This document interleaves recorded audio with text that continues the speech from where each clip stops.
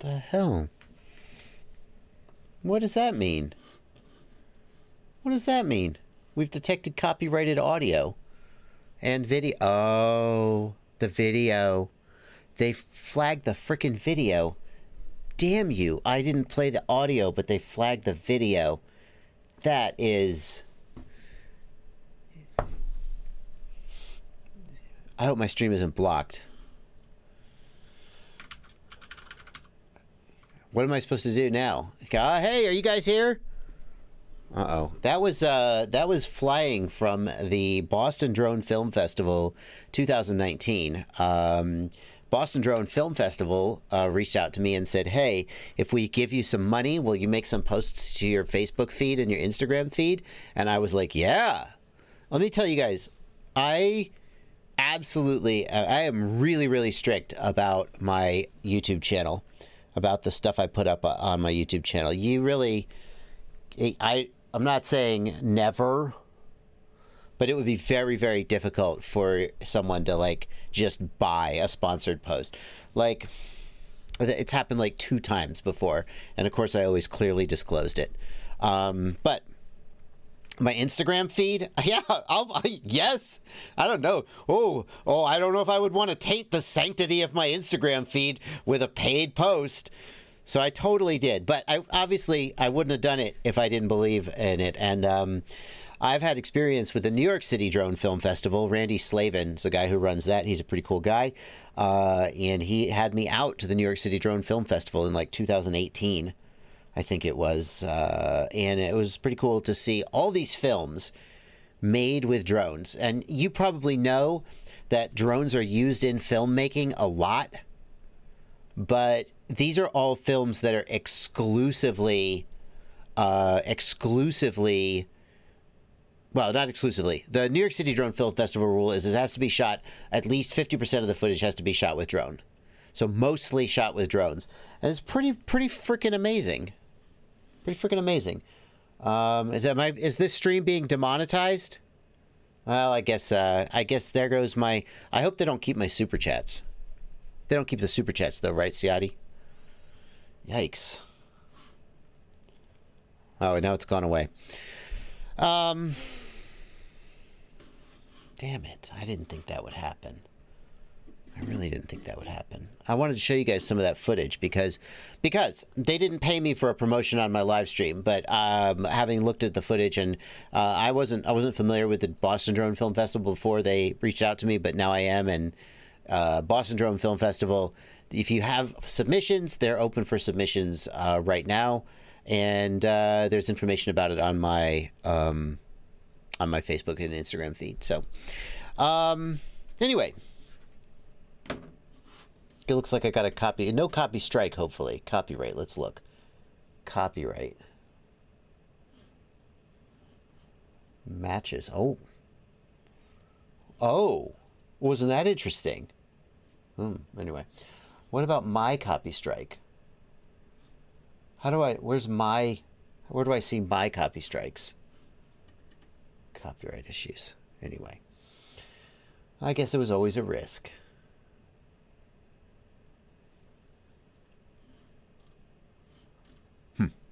Well, I'll have to look. Let's see what happened. I don't want to get any strikes. Where's my channel status? Your channel. Oh, well. I'm sure it'll be fine.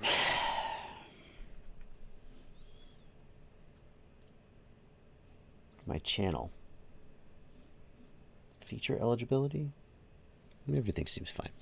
All right, anyway. Welcome to the stream, everybody. It is Monday night. You knew that. It's Monday. It's the morning where some people are. Shadow Walker in the Discord said he got up at 6 a.m. to watch this stream. Yikes. Today, the drink of the stream is White Claw. Now, I want to be careful. Don't hang on. I didn't buy this White Claw. Somebody brought White Claw over to my house and left it in my fridge. Thank you. And I want to point out, I'm good guy Joshua. I'm drinking the lime, which is the worst flavor. I'm really doing them a favor by getting rid of the limes. What is White Claw, Guillermo Nespolo? It's kind of like seltzer water, but with alcohol and flavoring. There's nothing wrong with White Claw. People just like to make fun of White Claw. You think raspberry is the worst flavor, ZFPV? I thought lime was widely agreed to be the worst flavor. Let me ask you guys in the chat, what is the worst flavor of White Claw?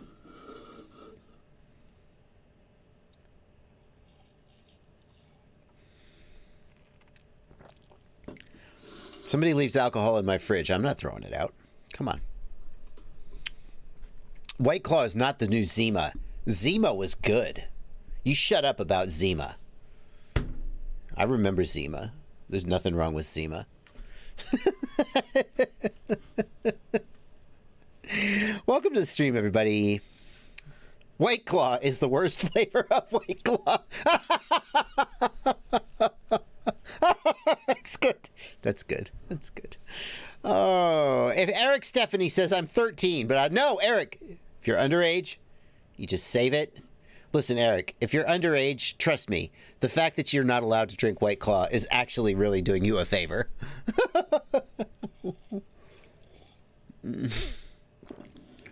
Listen, kids. Istigo McFly says it's 2 a.m. in Germany. Listen, if you're German, please do not look up what White Claw is, and do not drink White Claw. As a German, as a person from a country that has an alcoholic heritage, I don't mean that you're alcoholics. I mean that, like, Germans culturally, like, beer is their thing. Like if you're French and like you make wine and champagne, right? Germans make beer. Welcome to America, baby.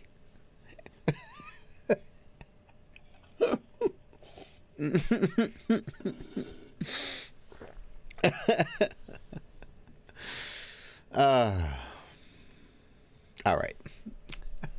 Let's get on with the live stream. That copyright notice just really knocked me off my pins. The beginning of the stream has been totally wacky. Where can you see if you have a copyright strike? I'm sure it's fine. Settings? Is it in settings? Anyway, here's what we're doing. We were not gonna spend the whole afternoon talking about White Claw. Instead, I'm going to be answering your questions. Questions like questions. Nobody's asking questions. They're all just talking about White Claw. Questions like Jason Kennedy's question here. Jason Kennedy wants to know, I am working on a custom design. Do you know if any of the flight control firmwares support changing the motor mix? No. I mean, maybe ArduPilot could do it. Wait, hang on. Jason Kennedy, they don't support changing the mixer, but if all you want to do is adjust the roll and yaw, the camera angle, maybe Betaflight can do that. Here's how I'm going to test that. See, look, we're going to answer a question right now. I'm supposed to be doing the intro to the stream, but I've got a good question, and now we're going to find out the answer. So I'm just going to connect to this flight controller that I have here. And what I'm going to do is I'm going to go to adjustments, and then over here I'm going to go to, can you adjust the camera mix? No, it doesn't look like it. So if there was a way to in-flight adjust the roll yaw mixing, it would be here. And it isn't. So that says to me that it can't, Betaflight at least can't do it. So I think the answer to your question is no, my friend. And that's what we do. Now, I, of course, am going to be reading your questions here in the chat. Answering your questions here in the chat. I will also be reading messages here on my Discord server from these beautiful people who are, in fact, my patrons. Thank you so much for your support. Thank you, guys. Why did Betaflight get rid of the slot in the adjustment tab? GQ4 Life, the slot setting in the in-flight adjustments was just making things complicated. Everything that you could do with slots, I think almost everything you could do with slots, you can still do. They just simplified the configuration. Yeah. Slots made it complicated for no benefit, though. And right here, we got some super chats. And if you want to make sure that your message gets noticed, hit the $ right down here and leave a super chat, and I will eventually read it, probably. Yeah, slots. There used to be in the in-flight adjustments a slot setting. What I would suggest you do, go look up my video, rate profile 6-position switch. Go look up my video about putting a rate profile on a 6-position switch. And it talks about what to do instead of the slots. Okay, so if you're like, where do the slots go? That's what you should do. Matthew1234 asks in the Discord, again, I'm building a QAVS, and the only place to put my video transmitter is the rear 20x20. Would you trust two-way tape for a Unify in that spot? I would use Extreme Mounting Tape. I believe it's by Scotch. It's called Extreme Mounting Tape. And I would also use a zip tie. I would always double up with a zip tie just to be sure. The Extreme Mounting Tape will hold pretty reliably. In fact, sometimes the Extreme Mounting Tape holds so reliably that if you ever take it off, it like rips off a capacitor. So it would be a good idea to like maybe put a piece of tape on the underside of the VTX or heat shrink, so that if you have to remove it, it doesn't rip any of the components off. But just a little bit of tape and a zip tie, and it'll hold it in place.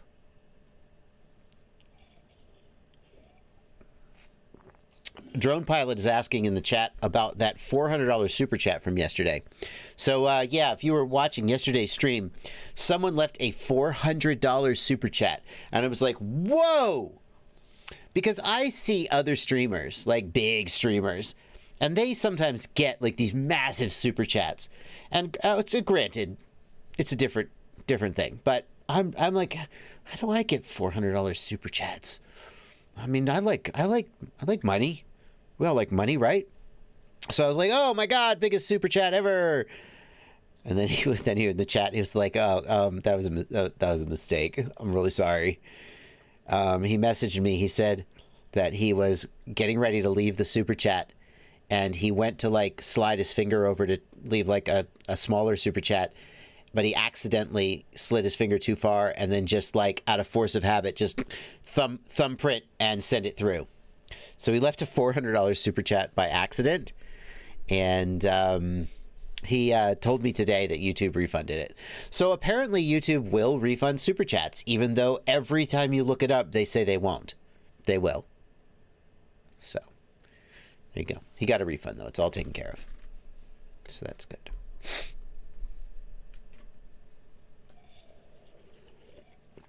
Ernesto Nigeria is wanting to know about goggles at different price points.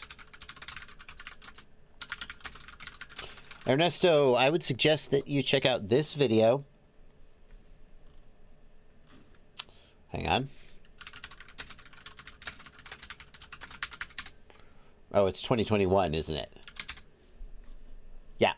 Best FPV Goggle Buyer's Guide 2021, Ernesto. I'm going to put the link.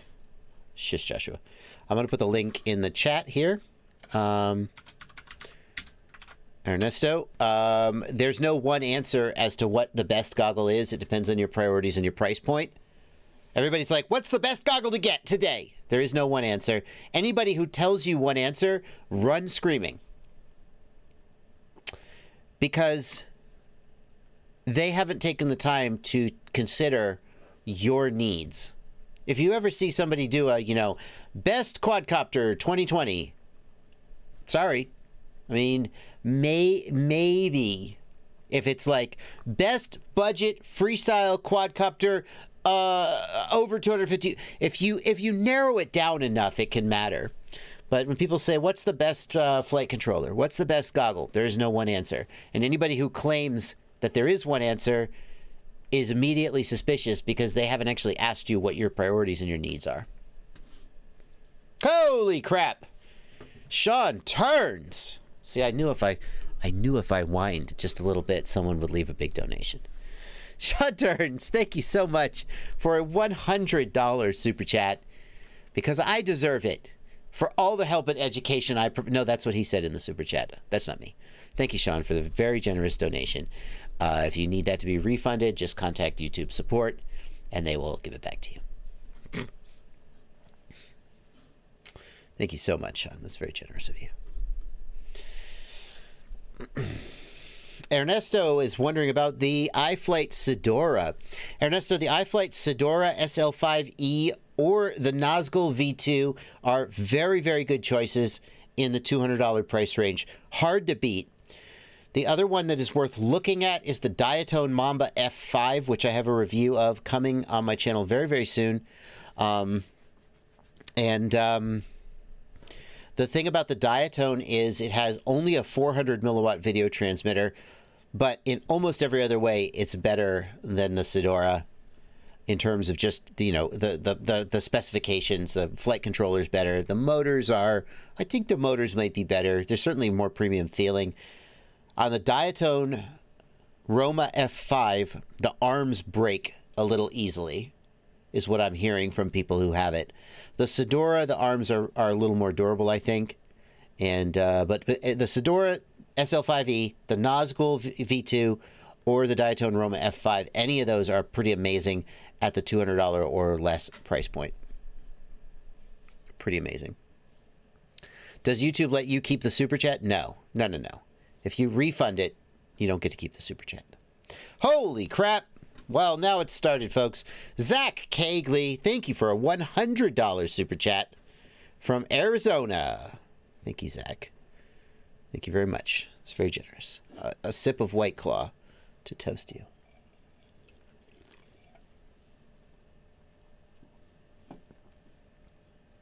Oh, it's good.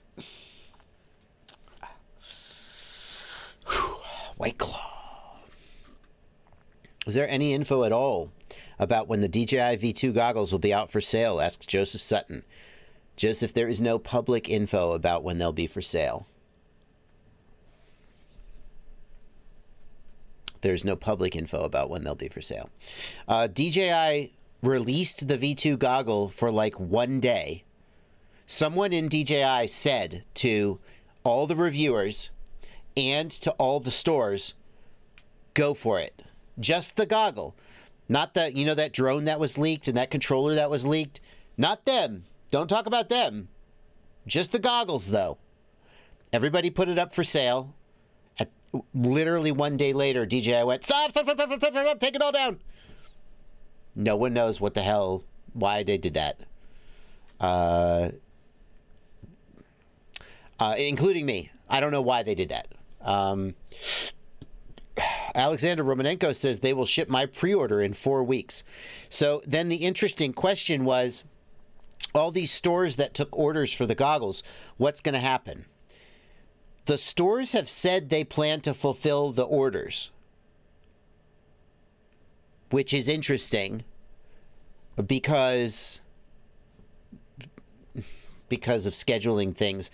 If the stores are saying they're going to fulfill the orders, then that means the V2 goggles are coming. But then why aren't they allowing them to take more orders for them? I have no idea.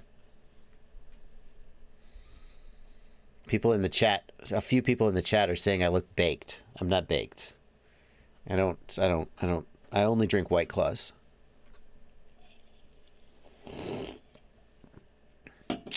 No, I don't partake of the herb. I don't have anything against it. It's just not my, I've never been a smoker. Can't really handle smoking. Phantom FPV, how are you, man? Good to see you here, my friend. Hope things are going well for you. Well, I better get some of these super chats out of the way because they are rolling in. I've got the Discord. I've got the regular questions. Let's get some super chats out of the way.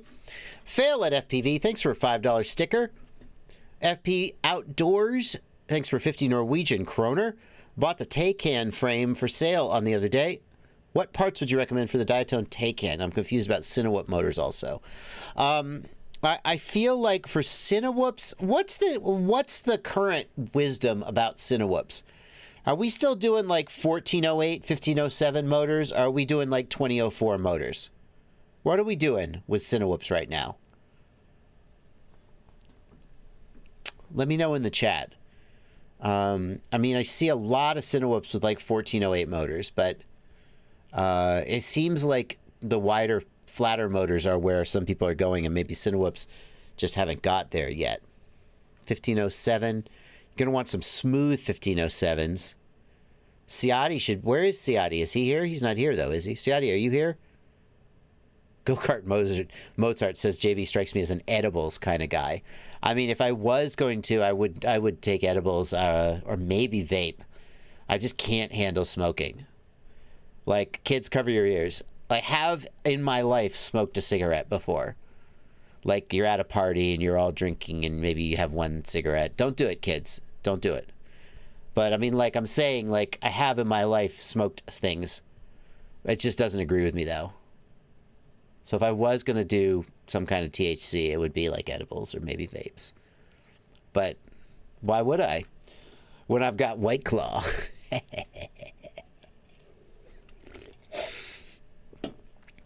What's going on? T-Motor 1507. Is the T-Motor notchy, though? Is the F20 notchy? Yeah. I know. Cigarettes and weed aren't the same. Yeah, weed you actually inhale and then you cough to death. Cigarettes you don't inhale. And they're like, it's like you're still giving yourself cancer or whatever, but you don't like cough a million years. Yeah. Throttleman is better with 1507 than 2204. Notchy is a myth. Well, it's hard to argue against T-Motors. Right? 1408, 2800 kV. So it seems like for the motors, the 1408, 1507s are pretty good choice still. A few people talking about 2204s, but not very many. Mavic Havoc says, oh, I know nothing about smoking. I mean, I'm not completely naive. I know that you inhale cigarettes. I know that but you don't like... Oh my God. Are children watching this right now? Like, I'm not a smoker, but correct me if I'm wrong. You don't like... Oh, it's a good Marlboro. Hold on, let me hold it in. Oh yeah. No, you like, you don't deep inhale cigarettes. If you do, more power to you. Right? Whereas when you smoke pot, you just like... You actually inhale it. Anyway, maybe I'm doing it wrong. Maybe that's why I cough so much. No, no, you don't do it that way either. When I say...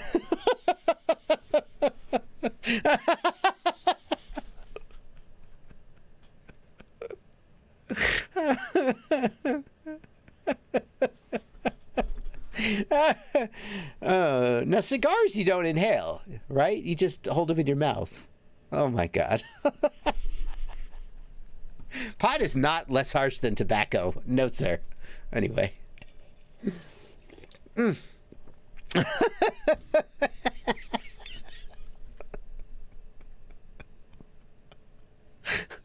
Let's change the topic. This is not a bot grinder. Bot grinder! I need bot grinder in here right now. No, shut up. Listen. You know, you're in college. You're working at I used to work at a bike shop. It's story time, kids. When I was 17, I got a job at a bike shop, not a motorcycle shop, a bicycle shop. And the guys working at the bicycle shop, they were all like mountain bikers and stuff. And they all smoked pot. And so here's 17-year-old me, never having, and they were like, hey, you want anything? And they were like, here's how you do it. I'm not making this stuff up. I'm not making this stuff up. I had only the finest hippies. Okay. Okay. Those are good times in my life. We went to Grateful Dead. We went to Grateful Dead concerts and rode bikes. It was a lot of fun.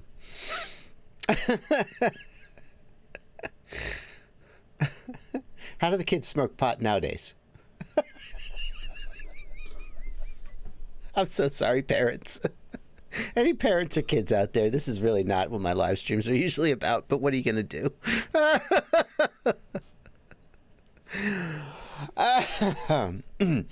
Continuing with the super chats. Yoni Musher, thank you for a $5 super chat. Just got into the hobby. My CL1 is coming tomorrow. I was wondering, what do I need to know for flying in the winter besides warm up your batteries? That's a good tip, Yoni. Definitely keep your batteries in your pocket. If your batteries are super cold, they'll perform like crap. They'll have a lot of voltage sag. If you're flying in the winter, you're going to want to stay out of the snow, right? If you're flying somewhere where there's snow, then you're going to want to make sure that you have conformal coating on your quad, or if you crash in the snow, you could really end up in a lot of trouble with, you know, damaging the electronics. In the cold air, your motors will stay cooler. So if you do tuning when it's the winter, you could tune your quad to the point where actually in the summer the motors get hot. That's probably not what you're talking about, though. But yeah, warm the batteries. That's a good tip. And don't crash into the snow, or have conformal coating if you're going to fly into the snow. Or cross your fingers and the hell with it. Ron Grant, thank you for a $5 super chat. If I put air mode on a switch, do I have to disable air mode in the config tab? If you enable air mode in the config tab, Ron, air mode will disappear from the modes tab. It won't be there. So in order to put air mode on the switch, you do have to disable air mode in the config tab. Otherwise, you will not be able to see the air mode on the switch. Warren Hammerstrom, thank you for a $5 Canadian, $5 Canadian dollars. Your roundup was wrong. The T-Lite does have a module adapter for Crossfire. Thank you. Yeah, people have pointed that out. When Blunty and I did the new product roundup, we thought that the T-Lite didn't have a module bay. To be fair, it didn't seem to have one in the photos, but it apparently does have one. The photos were just out of date. I don't see how that's true, John Rosner. I don't see how it's true. But I'm not going to argue with you or talk about pot anymore on the stream. We're going to talk about quadcopters. The other thing about flying in the cold, how do you keep your hands warm? Fly from your car is one answer. It will hurt your range a little bit, but it also keeps your batteries warm. Some people have a transmitter glove where the transmitter is inside this like container that you put your hands in. Something to think about. Gloves don't really work because it's hard to fly with gloves on. You just don't have the precision. Cloud Duck wants to know, is there any advantage of building a quad using an H7 flight controller? For today, Cloud Duck, if you're just running normal Betaflight, there's no real advantage because Betaflight isn't doing anything with the additional resources. CleanFlight, for example, CleanFlight uses the additional functions of the H7 processor to do things like it can load the operating system off the SD card. So you could have an iNav SD card, a Betaflight SD card, an ArduPilot SD card, and you could literally switch operating systems for your quad by putting different SD cards in your flight controller. That's pretty weird, and I don't know how many people out there want to do it, but it is pretty cool. And that's something that only an H7 can do. It also has the ability to run the OSD internally because it can do the graphics processing by itself instead of needing a separate chip. And it can do, CleanFlight does a thing called PID audio, where if you have an earpiece in, it can actually play sound that represents your PID error, how good your PIDs are tuned. These are pretty obscure things that very few people are actually using. So for the most part, if you're just going to get an H7 flight controller and flash Betaflight on it, there will be no real performance advantage compared to an F7. Someday, F7s will be a performance limitation. Like right now, if you're running an F4 processor, you can't do RPM filtering and DShot 600 and 8K.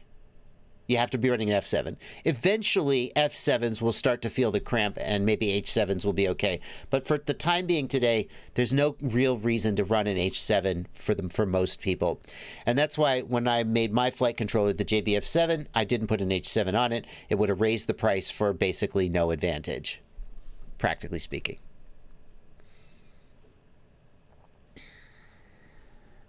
Killer Bees in the Discord says, any more collaborations with Corridor Crew? I did a collab with Ren from Corridor Crew. No, nothing in the works. They're super cool. I would love to do something with them. If the opportunity came up, I definitely know what it's like to be working a YouTube channel. And I'm sure that he doesn't wake up in the morning going, what can I collab with Bardwell? Can we just put everything on hold? So, I mean, it was really cool the time that he needed something and he was like, I'm going to call Bardwell. It was cool to get to work with him. Maybe it'll happen again. You know, if the time comes when, you know, we're all flying around the world again with carelessly, carefree, then maybe I'll go out to LA someday and I'll visit Tommy. And then while I'm out in LA, I'll like just drop by Corridor Digital's offices and be like, what are you doing, guys? Hey, you know, as long as I'm here, maybe we'll make a video. That's exactly what I'll be like, too. I'll make that exact face. Mentos fresh and full of life. Fresh goes better. Mentos freshness. That's what it'll be. I'll be scared to go in, and then I'll pop a Mentos, and then I'll sneak in and get into one of their videos. But nothing concrete, nothing going on right now. T. Simon in the Discord wants to cut some notches out from a TPU part. Can I melt it with a soldering iron? That's a great idea. Do it. Big Daddy, thank you for a $5 super chat. Matthew Barcombe, thank you for a $5 super chat. Brody Funk, thanks for a $3 super chat. Sean Turns, thanks for that $100 super chat. Got you. Zach Cageley, thank you for a $100 super chat. We already shouted them out once, but we'll shout them out again. Flinger Films, thank you for a $10 super chat. I solved my low receiver issue on the Beta 85 Pro 2. It was setting the FC at D16 versus D8. Once I configured D8, I had better range. Yeah, on those SPI-based receivers on Tiny Whoops, a lot of times you'll get better range on D8 than D16. I have no idea why. But you want to be running D16 because it's got like telemetry. But then, whoops, you get terrible range. So glad you sorted it out. Thank you for letting me know. Mark Philly 80, thanks for a $5 super chat. I did a 7-inch build, and I hooked the SDA SDL up and UART3 right next to it. Why do they conflict? So Mark Philly, so just for perspective to everybody who's watching, on my F7 flight controller, the JBF7, and on many others, you have an SDA SCL pad and you have a UART3 pad, and you cannot use both of them at the same time. When the designer of the flight controller designs it, one of the things they have to do is make a decision about what pins on the flight controller go to what resources. So let's see if I can find a good picture for this. Okay, perfect. So this is the pinout diagram for an STM32F7 chip. Now, I don't expect this to make sense to a whole lot of people. Some of you it will, but this is the pinout. And if you think about the actual physical chip, there's all these little pins coming off the side of the chip, okay? Now, each of these pins has a certain function. And some of the pins have more than one function. So, like, for example, and I'm just going to make this up, pin PC6, maybe that could be UART1 or UART3, or it could be something else. You can't arbitrarily assign any resource to any pin. And so one of the things a flight controller designer does is figure out how they're going to divvy up these pins and what resources are going to be where. And sometimes you can't get everything you want. Like sometimes you have to make some compromises. And so in this case, for the F7, the SDA SCL resources and the UART3 TXRX resources are on the same pin. Now, you can put UART3 on some other pins. So you'll find that there are flight controllers out there that have, maybe that's not true. Like, look at the Kakute. Does it skip UART3? Hold on. Ooh, let's find out. I'm talking out my ass a little bit here, but I don't want to do that. So let's check. Here's the Kakute F7. Where's my pinout? Where's the pinout? Please. That's the Kakute F7. No, okay, that's fine. Just give me the pinout, please. Thank you. So does this have SDA SCL? No, not the AIO. No, it does. Here it is. Where's SDA SCL? There they are. Do they conflict with UART3? I don't know. Well, anyway, that wasn't a very helpful diversion. The point is that on some flight controllers, UART3 and SDA SCL use the exact same pins on the microcontroller. And if that's the case, you can't use both of those at the same time. You have to use one or the other. That's why they conflict. Marco Sai, it is allocated in firmware as well as the hard wiring. You're absolutely right. So you'll see that there's flight controllers out there where I2C and the UARTs do not conflict, and you'll see that there's some where they do conflict, and it's specifically UART3. I think it's always UART3. And it just has to do with how the board designer laid it out. Yeah, I see UART5 is missing. So I don't know. I'm making this up, but maybe the reason that it goes 1, 2, 3, 4, 6 and not 5 is because SDA SCL and this flight controller is overlapping with UART5. I don't know if that's true. But you'll notice there's a missing one here. And the reason it's missing is because it conflicts with some other resource that they allocated. And the reason for that is that there's only so many pins here. And so sometimes you can't get 7 UARTs and SDA SCL and 8 motor outputs. You have to make some compromises. That's the answer. Thank you, Mark Philly 80, for another $10 donation. That's the exact answer he was looking for. Cool. I love it. Obese Quads. Thank you. I like your channel name, Obese Quads. Thank you for a $5 super chat. Getting low RPM wobble on my 3-inch Acrobrat. I'm suspecting a noisy ESC. Any suggested notch filter settings for 300? I'm using 5-inch low 290.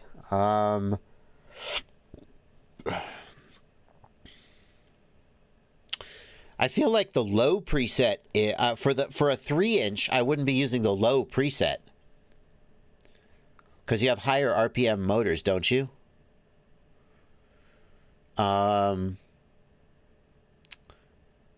So maybe I would use the medium or the high preset, and that might help. Maybe you're over filtering.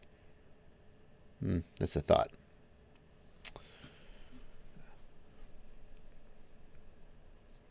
Yeah. If you're using the low preset for the dynamic filter, try using the medium or the high. You may be over filtering. T-Bird FPV, thanks for a $5 super chat. What's a good website for recommendations on what to buy? Thank you for that opportunity to plug my site. It's not quite the middle of the stream yet, but I will get to it. Phil Arndt, thank you for a $5 super chat. Because you whined. Thank you. Can you give a shout out to my boy Daniel Apple? Sure. Where's Daniel Apple? What is he doing lately? Where's his page? There's a million Facebook profiles, the name alone. Anyway, shout out to Daniel Apple. Lawrence, thank you for 10 Australian dollars. I unfortunately broke the lens on my Runcam Racer Nano. I'm not sure what lens I need to order. Do you know? I don't, but... So what I would do in this situation is go to the Runcam store. Oh, sorry about that, folks. Runcam Racer Nano. I go to the Runcam store and just search for Runcam Racer Nano. Accessories for Runcam Racer. Maybe this one? Runcam Racer. Let's just try searching for Runcam Racer Nano lens. Surely they sell a replacement lens for it.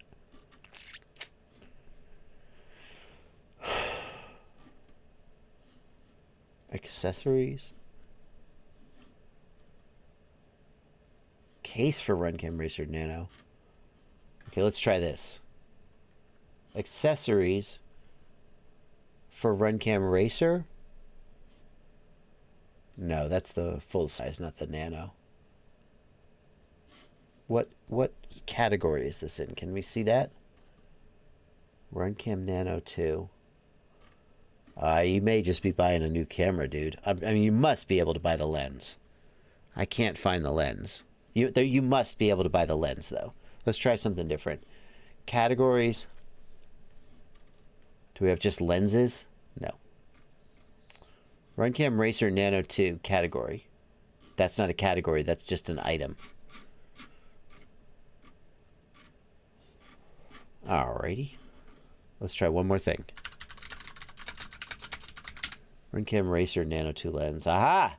Here you go. Bingo! RunCam RC18M lens. There you go. That's what you need. That is the lens you need, my friend. Lawrence, I believe I found it. There you go. Remy Tim, thanks for a $5 super chat. What is this, a bot grinder stream? Okay, I can tell how long ago you left that super chat.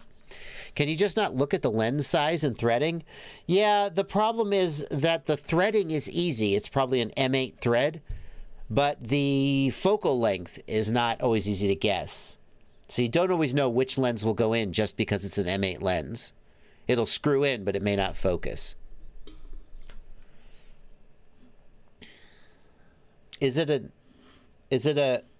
M8 or an M12? For a nano, I would think it was an M8 size lens. Harbles FPV, thanks for 420. Why would you leave that specific dollar amount? How strange. It's dab time. Maybe for you. Charlie Mac 75 in the Discord just ripped the USB port off his flight controller today. I'm about to buy a USB breakout board to try and save it. Is there an easier way?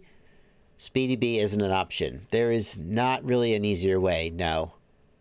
Once you rip the USB port off, you're probably done. I don't think you can flash over a Bluetooth either, so that would still be a deal breaker.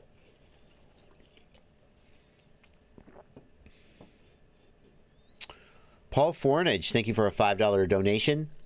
I have a VTX table, but it's just text. How do I import it into Betaflight? You have to paste it into the CLI. So there's two ways you can get a VTX table. One of them is the JSON file. It's a file format. This right here. Who's this Oscar Leon guy? Every time I do a search, this Oscar Leon guy shows up at the top. Who is this guy? Who does he think he is? She's searching for my stuff. Hey, Google, stop putting Oscar above me. So Betaflight will give you a VTX table, and it'll look like this. This is a file known as a JSON file. You can see right here, irctramp.json. The JSON file, what does JSON mean? I don't know. But anyway, the JSON file, you would go to the video transmitter tab, and you would load from file. See, it's looking for a JSON file here.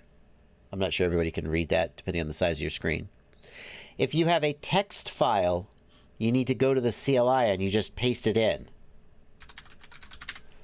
What you have is something like this. And you just paste the text in and type save. JavaScript object notation. It's JavaScript code. Oh, okay. I didn't know that. I didn't know that. I mean, it just looks like an XML file to me. I guess it's not XML, it's JavaScript. I see. That makes sense. Oh, I do see. Yeah, no, I see. It's just JavaScript structures. Slick. All right, fair enough. So if we look for a VTX table, let's try.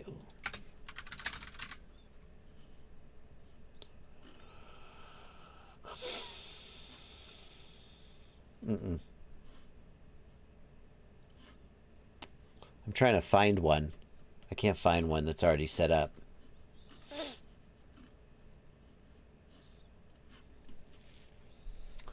So you can see an example. Nope. All right, well, that's it for that.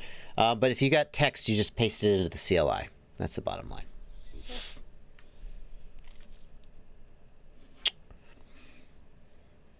Dustin Carroll, thank you for a $20 super chat. Is the Radiomaster TX16S FAA compliant? FAA, you mean FCC? Is it Part 15 certified? Dustin, this is one of those questions that you probably just don't want to go poking around too much. It may or may not have Part 15 certification, and whether or not it actually has an FCC label on it is not a reliable predictor of whether it actually has Part 15 certification.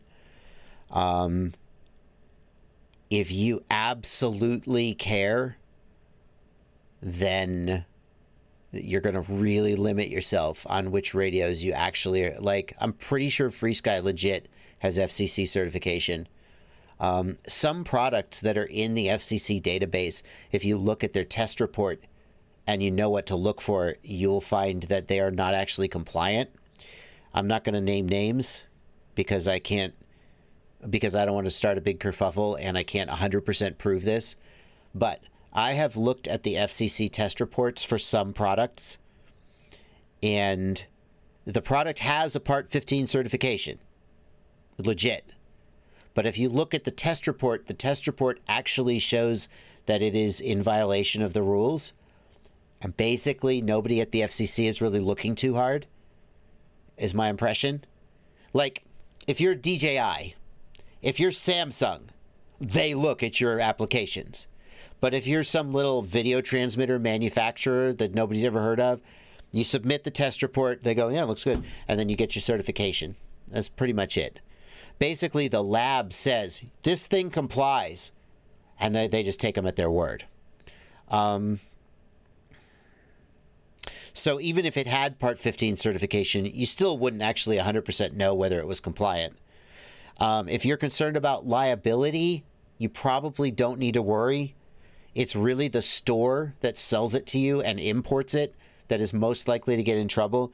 You as the consumer are unlikely to get in trouble.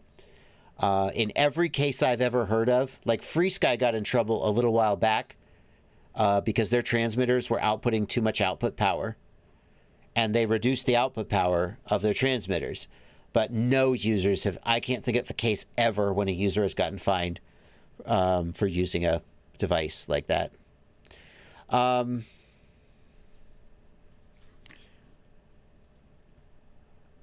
Yeah. So I wouldn't worry about it, is the bottom line. I wouldn't worry about it. Paul Fornage, trying to get your VTX table working. Email me, Paul Fornage, joshuabardwell@gmail.com. I'll try and help you out. I'm not, I got to see what you're doing, and I don't think it would be good to do that on a live stream where we're going to take a lot of time.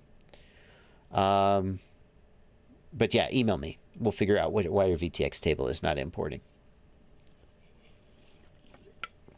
The thing is, you might be surprised, because in the past I have been stricter than some people about following the rules. And so you might be surprised to hear me say, maybe it has Part 15, maybe it doesn't, don't worry about it. Like, if you are transmitting there was a period where they were selling so-called low-band video transmitters. They transmitted down at 5.3 gigahertz. And 5.3 gigahertz can interfere with some licensed operations. And I was like, no, that's not okay. It is not okay for you to interfere with licensed operations. But if you've got I thought I had a video transmitter or a controller over here. I don't. If you've got a controller and like technically it's supposed to be Part 15, but it's not, and it's not hurting anybody, it's just doing its thing, like, I don't care. It comes down to the potential for harm. And is the Radiomaster Part 15 certified? I don't really care. It's just doing its thing. It's not hurting anybody. Let it go. So that's what I would say. Purely Abrasive says there is an FCC ID for it. Well, that's wow. Okay. Well, that would actually indicate that they had a certification. That's amazing. Holy crap. Wow. I'm really surprised. I assumed that they had just kind of hand waved it. I assumed they didn't have Part 15 certification. Everything I said still applies. Okay? Everything I said still applies. But I am kind of impressed that they actually have Part 15 certification. It seems like they're legit. How about that? Here, let's look at their test report.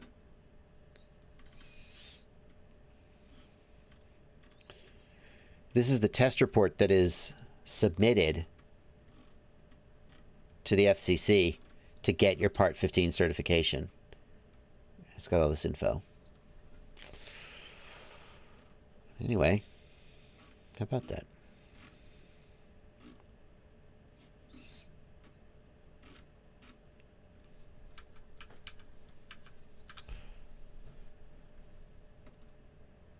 There you go.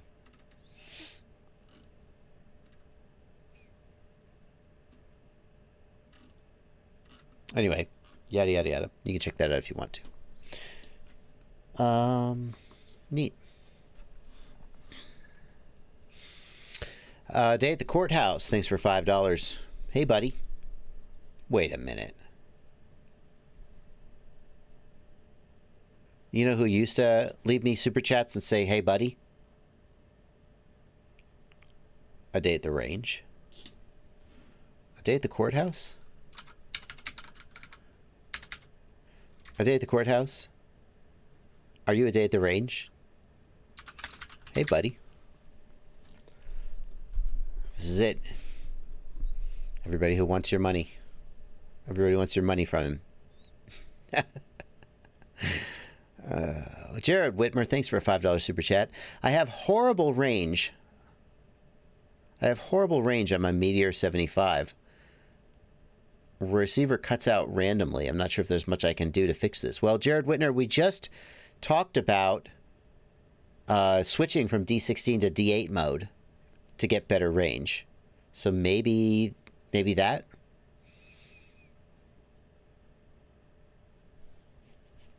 Mark Philly 80, thanks for a $10 super chat. Thank you. That was the exact understanding I was looking for. Thank you, Mark Philly. That is it. We're caught up on the super chats, everybody. If it is a day at the range, would he say so? I don't know, man. He strikes me as a little bit of a troll. So, yeah. Yep. Seems like something he would do.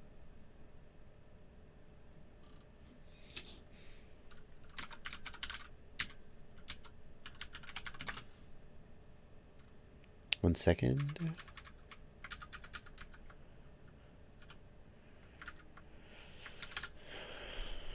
Bubby is here. Thank you, Bubby, for being here. Ricky Bobby, the shop lights are newer LED panel. I don't remember which panel it is, but that's what it is.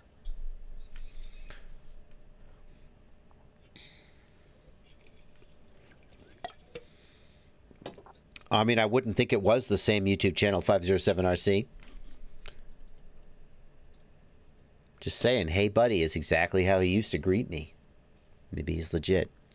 You know what else he used to do is leave me giant super chats. So if you really want to prove who you are a day at the courthouse. No. Bubby FPV. Bubby FPV, are you a Rotor Riot pilot yet?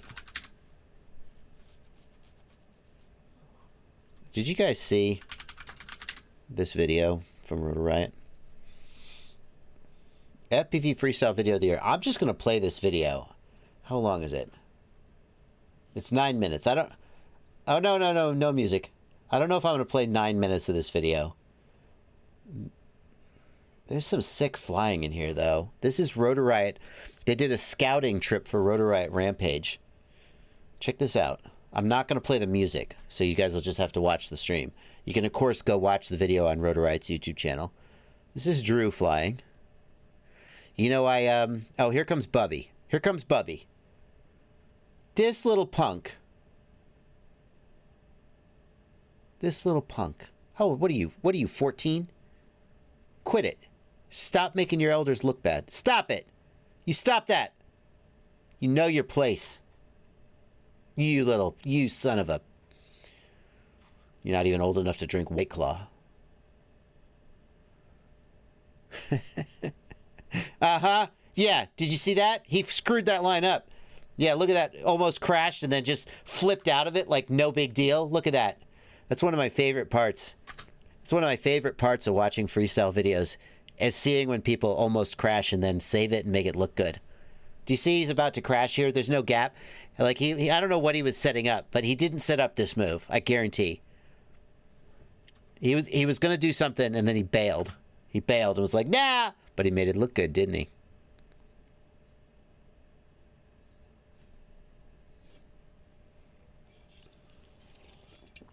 Bubby doing some tree dancing here.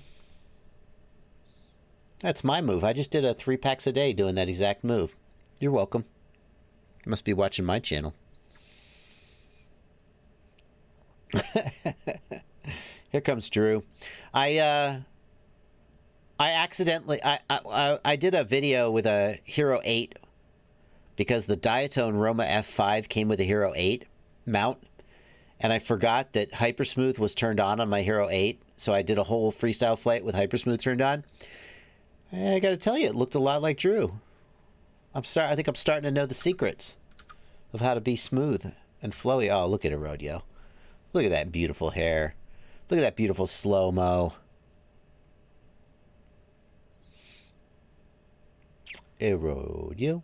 And let's fly. Let's see. 535. People are saying 535 is the banger power loop by Vanover. By the way, you can tell who the editor thinks was the best pilot in a Rotorite video. The editor always puts the good pilot last. Just saying. Here comes Mr. Vanover. He's all right. He's a good pilot. Oh, hello. Where you go? Where are you going, son? Where are you going? Shut up. Get out of here. Okay, now what? Okay.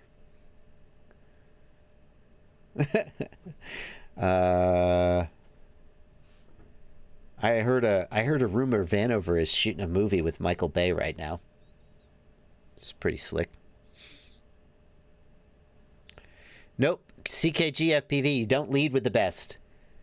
You build to the best. That's my opinion. I agree. You don't start with something weak. You need to hook people. But you hook them with something good, and then you hold out for something even better. Hello! Nice. I mean, you got to give them a pop right at the beginning to hook them. You're right.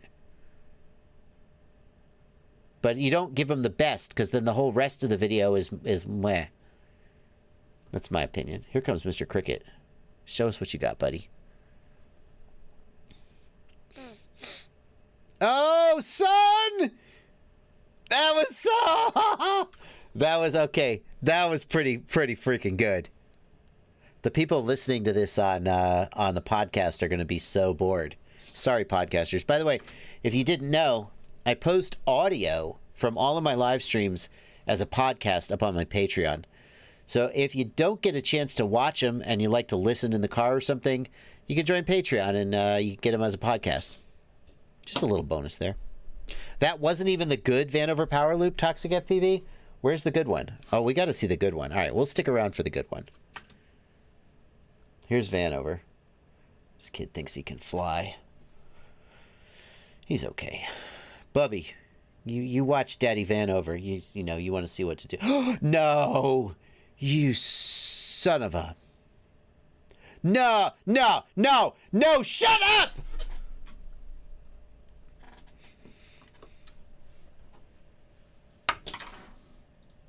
Shut up.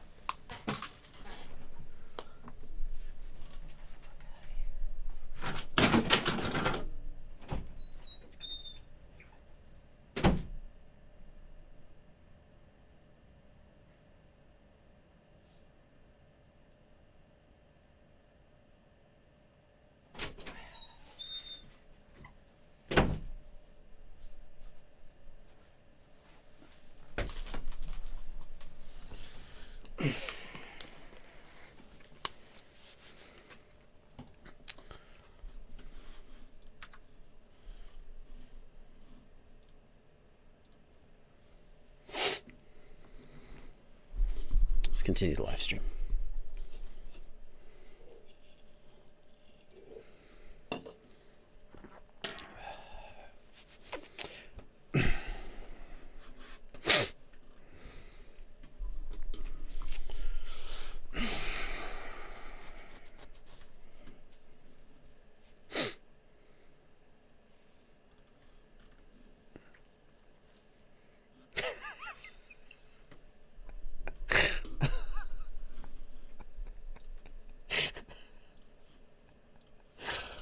Shut up. That was ridiculous. That was ridiculous.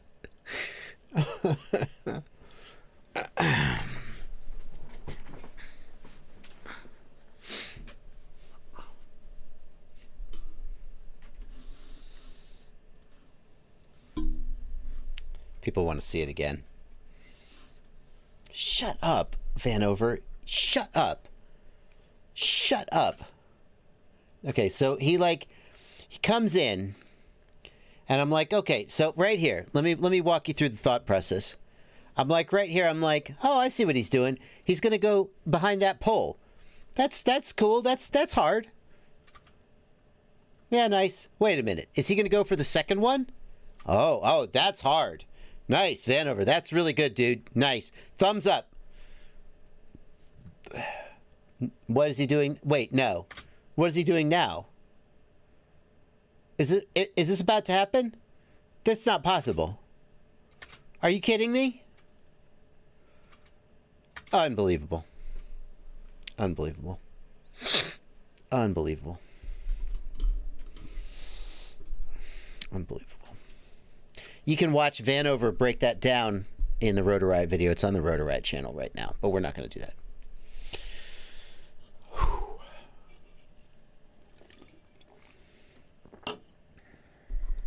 Thank you for ETFPV for a $5 super chat. Just because you made me laugh. Can't wait to replay the stream. Eric Allen FPV, thanks for a $2 super chat. Best stream ever. That was ridiculous. Ridiculous. Ridiculous. You see tricks like that, and you go, yeah, I mean, you do enough tries and you'll get it. Do you remember the video where Vanover did the tube dive on the roller coaster? And he had to set it up and practice it a million times, right?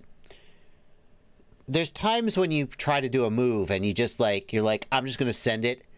And then if you hit it, that's cool. And if you don't, you just try again. But a move like that, let's break that down.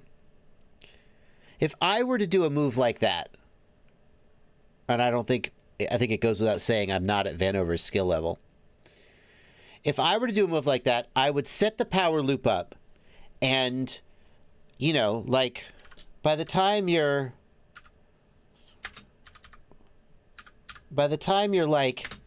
here, you're starting to think, did I line it up right? Am I too high? Am I short? Am I long? And you get to about here and you're like, okay, am I going to bail or am I going to go for it? Okay? Even up to here, you could bail. But at some point, you go, I feel like I'm lined up for it. I'm going to commit. Right?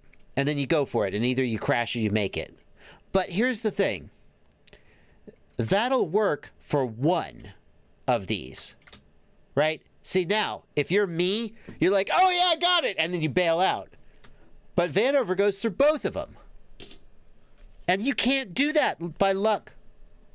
Or by chance or by accident. You just have to be that good. Just have to be that good.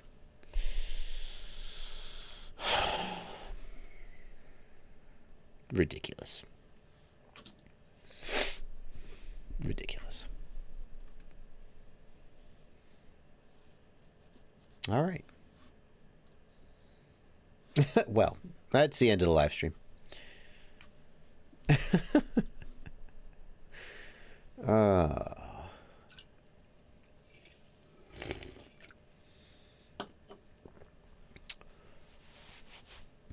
661 FPV says this is a sick dive, but I feel like I've seen it. MCK dives the gravity gate from the moon. Yeah. I mean, you got to admit, that's a really small gap. I mean, that has to be, it's at most a 12-inch gap. I mean, it's hard to judge, but I don't think Min-Chan Kim is underrated as a freestyle pilot, Alex Klein. I mean, he's known as a racer, but I think everybody respects his freestyle.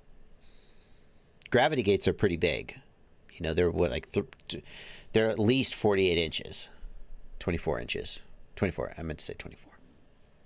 Patriot 907, thanks for coming by. Got to get some back surgery. Take care of yourself, man.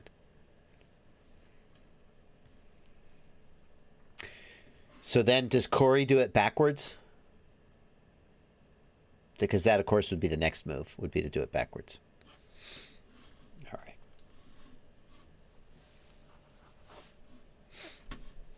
Could you even see that gap on analog, Spudnik? Yeah, Spudnik, I think you could hit that on analog. Because you just getting, I feel like you're just getting close to the wall as close as you can. You just want to get as close to the wall as you can, and then you're gonna line it up and you're gonna hit it. Lexus SC300. You're spamming the chat with complaints about a day at the range. Go complain to him. There's no point complaining in the chat. It's not going to help you. It's not going to get you anywhere. If you keep spamming the chat, though, you're just going to get blocked. So please don't.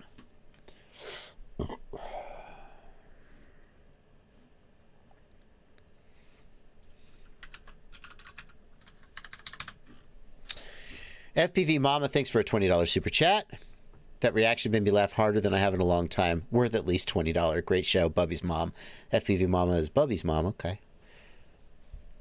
He's a good pilot, that's for sure.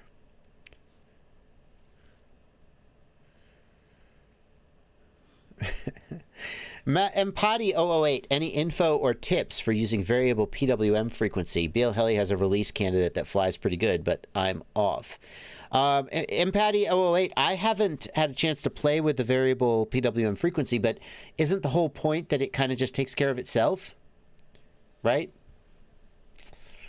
So you would just let it do its thing, right? I don't know. This is a new feature of BL Heli 32 that's coming soon. Basically, PWM frequency at low throttle, you want a lower PWM frequency because it gives you more torque and you get more stability at low throttle. At high throttle, you want a high PWM frequency because you have plenty of torque at high throttle. The motor's just spinning so fast, you get tons of torque. But you want smoothness, so a higher PWM frequency. And ESCs today, I say ESCs, BL Heli ESCs today, I think that KISS uses variable PWM frequency, although I'm not sure that that's confirmed. But BL Heli ESCs today make you pick. You pick one PWM frequency. The other problem is that when the motor RPM is the right multiple of the PWM frequency, you get harmonics. The way that it was explained to me is that the motor RPM will kind of stick at the RPM that matches the PWM frequency, kind of like it won't speed up smoothly, and that can create mid-throttle oscillation and other problems. So the way that BL Heli is solving this is to use variable PWM frequency. What that means is that when you're at low RPM, you have a low PWM frequency, which gives you the torque that you need. As you ramp up the motor RPM, the PWM frequency also increases, so that at high throttle you get the smoothness that you want and you avoid the motor harmonics so you don't get the mid-throttle oscillation. Sounds pretty good, doesn't it? Yeah, and it is, if it's implemented well. We'll see how well it's implemented, but it is very exciting. KISS has variable PWM and auto timing and sinusoidal drive, says Crunked. And KISS uses 128K PWM. Yeah, so Crunked, one of the things that people have asked is, how can KISS use 128K PWM? Because that's a really high PWM frequency, so you should have really bad torque down low. And the answer is that it has a maximum of 128K PWM, but at low, presumably at low throttle, it uses a lower PWM frequency, so you get the torque that you need. Did the white balance change, Tiago Ramos? I don't think so. I haven't touched my camera. It's fixed white balance. I don't have any info on timing or any other settings in Patty. And Patty, I think what they're doing is they're just going from 24 to 48K. Boom, that's it. And on some ESCs, it'll be 96K. There's no change in timing, I don't think.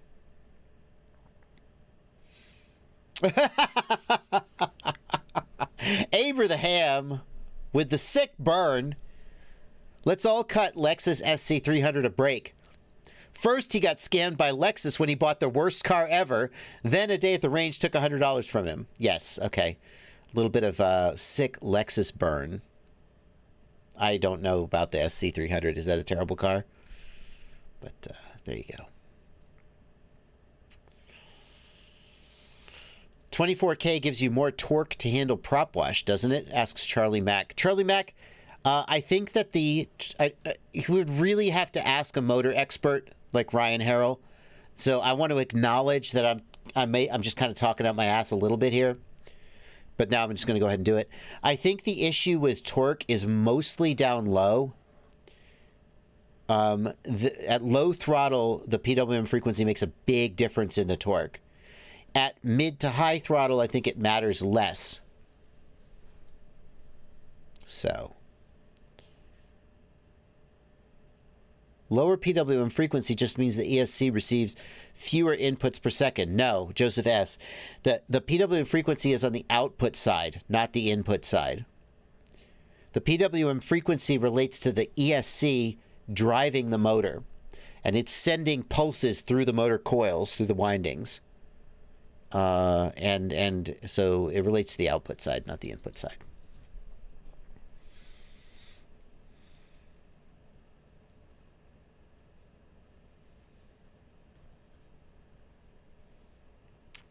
Now we got some arguing about the SC300.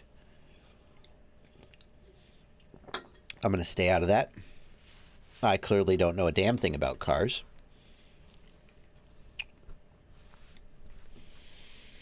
Is modding my DJI goggles to support analog? And then the question ends. I wouldn't mod the goggles, Last Witcher. If you really want analog, you can use an external adapter, but I don't see any reason to open the goggles up and solder on them. Not today. There are great solutions like the BDI Digidapter. I wouldn't worry about it. KCFPV says, my JBF7 stopped powering on after a minor crash, so I emailed Race Day Quads. They shipped out a new flight controller the next day. You picked a good company to partner with.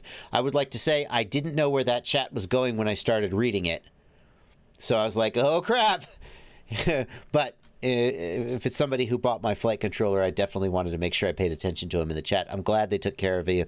I always say that there's no such thing as a perfect, indestructible piece of hardware. Mistakes happen and defects happen and crashes happen. So it's great that Race Day Quads took care of you. Since there's no such thing as perfect hardware, the least you can do is work with a company who takes care of the customers. And Race Day Quads definitely does that. SC300s are fine if you want a kind of slow automatic car.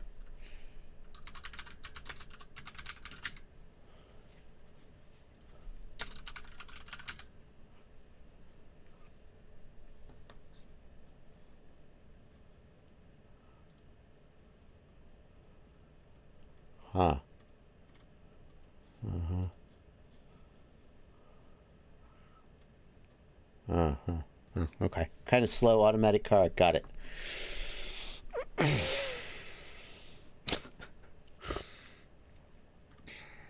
Stream brought to you by White Claw. Hectactica, thank you for a $5 super chat. What steps can Fat Shark take to better compete with DJI digital FPV? Good question. I mean, I'm going to answer your question, but I feel like they are doing everything they can do. So it's easy for me to just be like, well, they should do this.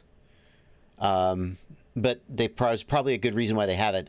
The number one thing Fat Shark could do to better compete with DJI is to reduce the price of the Fat Shark Shark Bite system. And they know this, and they hoped to be able to bring it out at a lower price and couldn't. So I'm not really telling them anything they don't already know. Right now, in my opinion, Sharkbite is too close in price to DJI, and it is not as compelling as a result for most people. So that's the number one thing they can do. Upgrades to your Mustang, feelings on the GT350. Yeah, I mean, what's not to like about the GT350? It's a gorgeous car. Yeah, it's awesome. I feel like the 350, the Shelby the GT350, the Shelby GT350, it's been discontinued for the 2021 model year. This thing is a really, really epic car. A really epic car. Flat plan crank V8. It was the that was the Voodoo engine, wasn't it? This engine is not being made anymore. It's just not available. 8,000 RPM on a 5-liter V8. Like, just think about that for a second. This was a really, really exceptional car. I mean, people do daily drive it, but I dare say it's not a great daily driver. People daily drive it because it's an exceptional car, and they just love being in it so much that they're willing to daily drive it. Just a beautiful, beautiful car. There were some issues with the motor I read about, like burning oil, reliability issues. Just a ridiculous car. And it's no longer made. So now if you want something like this, you're going to have to go to the GT500, which is like $100,000. It's a ridiculously expensive car. Definitely not a daily driver. I looked at the GT350. It's way out of my price range, right? That starts at $60,000. But I did look at it because I was like, well, you know, what if? And it was clearly more of a track car. Like, it was lacking a lot of the convenience features for day-to-day driving. But a beautiful, beautiful car, and going to hold its value on the used market for a long time. For sure. What money would cement them in the market and get them to share hold? Talking about Sharkbite again. The thing is, like, let's look.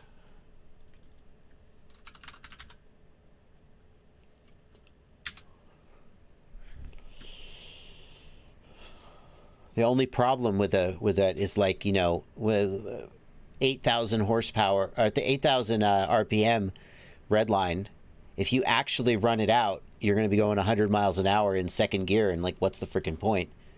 But if you're not on the track, but everybody who drove that car really seemed to like it a lot. Sharkbite. So let's look. We're talking about the cost of the Sharkbite system. So the Sharkbite system, we got the receiver, the VTX is back ordered. The receiver and the VTX. Like, how much is just the VTX? Let's think about this. The VTX is $50. The camera is $50. That is the same price as the most expensive analog equipment you could get. Like a TBS Unify used to be $50, and like a Runcam Eagle used to be $50. So you could make the argument, well, Sharkbite is no more expensive than the most. I mean, it's like premium analog, but by the time you are spending $100 on a Sharkbite VTX and a camera,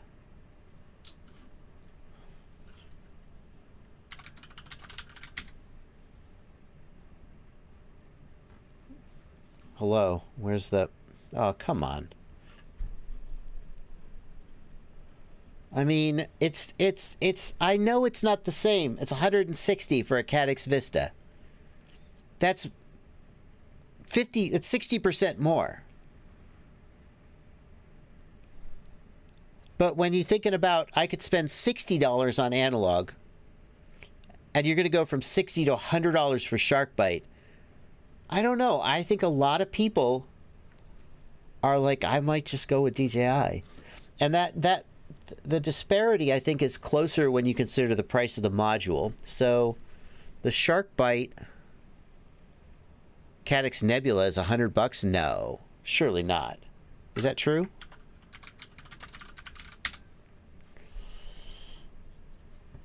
$125 for that. Holy crap.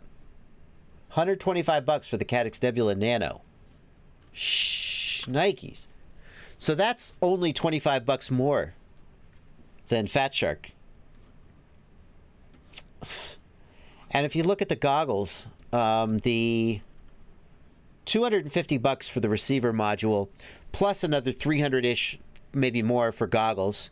So you're talking $500 plus for the goggles and the receiver. Well, that's exactly the same price as the DJI goggles. So you ask what price would be a good price for Fat Shark to come in. I mean, I don't know. It's tough to say what would make sense, because if you're at $60, $60 to $70 for a camera and a VTX, now you're at analog pricing. But if you're at $125, now you're at Caddx Vista pricing or Caddx Nebula pricing. So it basically has to be as cheap as analog, or it kind of doesn't make sense. And there's no way they can do that. Nystack says you probably already have goggles. So if you already have goggles and they have an HDMI input, and SharkBite is a $200 upgrade, now it starts to make a little bit more sense. But here's the flip side of that. You're going to spend the money on the goggles once, but you're going to spend the money on the VTX and the camera on every quad you buy from now on. So there's a perspective from which you could say, maybe it makes sense to eat the goggles. Wait a minute. The camera is also more expensive. The DJI camera is more expensive. Yeah, that's true. You're going to spend more too. But since you're only going to buy the goggles once, some people out there are going to go, I'm going to eat it. I'm going to take a hit on the goggles, but then I'll have... The thing is, DJI is just so much better in terms of image quality and range. So it's hard to make that up. Yeah. Scarecrow FPV says, Fat Shark doesn't have droughts, though. That may be true. I mean, it's easier to not have droughts when fewer people are buying your product. SharkBite has the Whoop VTX. That is true. SharkBite has... They haven't... I don't think they're selling it yet, are they? Are they selling it? Is that this one? Is that this one? Oh, that is. Oh, geez. Oh, my bad. My bad. I screwed up. This $50 VTX, this is the 200 milliwatt one. This is the little 1S VTX. It only does 200 milliwatts. The full power VTX is $100. Oh, now the price... See, now the price doesn't make sense at all. Now it's 100 for this, the full power, what is it, 500 milliwatts, I think? The full power VTX is $100. And now it is actually more expensive than a Caddx Nebula and the same price as a Caddx Vista. At which point... Yeah. So it is really tough. It's really tough. What price point would they need to be at to be competitive? 25% less. Let's just pull that out of our butt. There definitely are advantages for SharkBite in terms of HDMI out for racing, in terms of latency, in terms of lightweight, and in terms of not buying DJI because you hate DJI as a company. Definitely. But we were specifically, you said, somebody asked, let me remind you, somebody asked, what is the one thing Fat Shark could do to make SharkBite better? And I said, lower the price. And then they said, how much lower? So that's why we were approaching it from that perspective.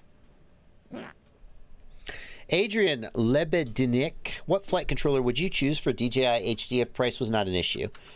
Well, it's great that you asked that, because there's a website you can go to, fpvknowitall.com, which contains the ultimate FPV shopping list. And in the DJI section, flight controllers, you can find some of the great, not all of the great ones, there's other good ones out there, but some of the great flight controllers out there to use with the DJI system. And you can kind of, I think if I were picking today, I'd be tempted by the Diatone.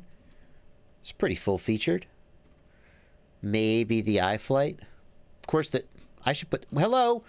Why is the JBF7 not on this page? Who's running this website? The JBF7 does DJI.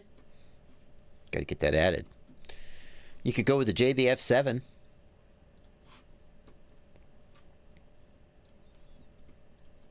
Ooh, yeah. Yeah, it has DJI support. Yeah. So, those are some things to think about. What about the Brain FPV Radix?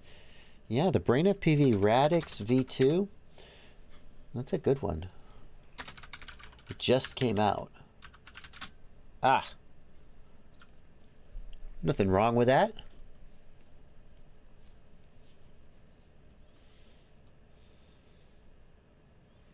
Hacker CF7 for $18 on Rotor Riot. That's true. I'm not sure that's the best money no object, which is what he asked.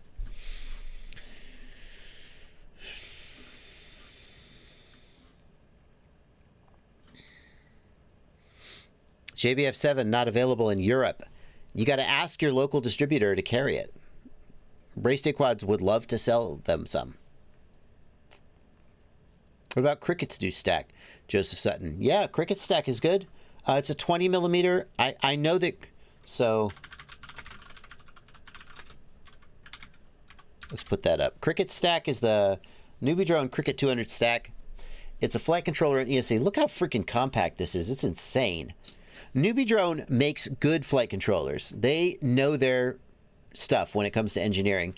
But I gotta say, despite the fact that Cricket swears it's solid, I am so skeptical about running a 20 millimeter stack on a 5-inch racing or 5-inch freestyle quad. I just am so skeptical that it'll hold up. I'm sorry, I just am. It's a very small, very compact, very feature-packed. $100. It's not exactly cheap, but and of course you're supporting Cricket, which ooh, Two Thumbs 405 says I've had nothing but issues with this stack. Ouch. What are the issues you're having? It is not Flight 1 Dauntless FPV, it's Beta Flight. I think Cricket moved away from Flight 1. No I2C on the Cricket stack. Harbles FPV says that's true. A lot of these 20 millimeters don't have it, although some of them do.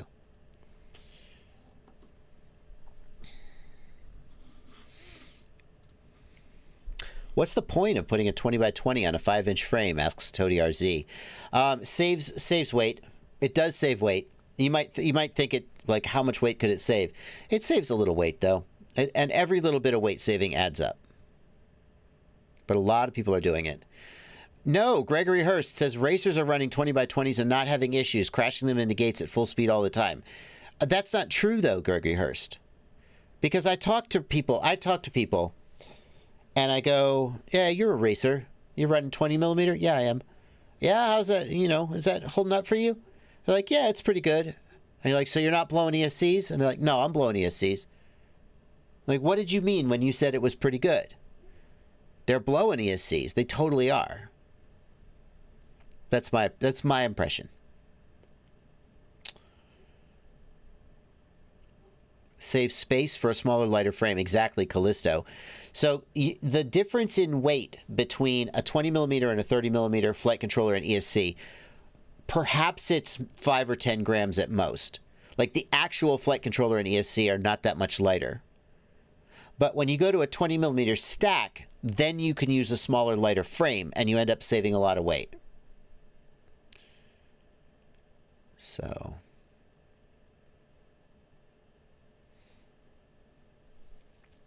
I don't know. I can only speak for myself. Every time I run a 20 millimeter stack on a 5-inch quad, I end up breaking it. I can only speak for myself. And I feel like I've done it enough times that I can draw a conclusion. It's not just me being prejudiced. I mean, it's not that I've never blown a 30 millimeter. I just feel either it's gyro issues, because electrically they don't have enough capacitors or whatever, or you blow in the FETs on the ESC. I swear. That's just me. Anyway, I'm not going to change my mind about that yet. ToddTube, thank you for a $20 super chat. I just updated my QX7 to the latest version of OpenTX, and I'm getting reload Crossfire firmware when I try to bind to Crossfire. How do I fix it? Do you need to update the firmware on your Crossfire module? I would plug that into TBS Agent X, and I would reflash the firmware on the Crossfire module. Make sure in TBS Agent X that you go to the settings and enable show beta firmware and flash whatever 4.0x is the latest, 4.x or something. Yeah.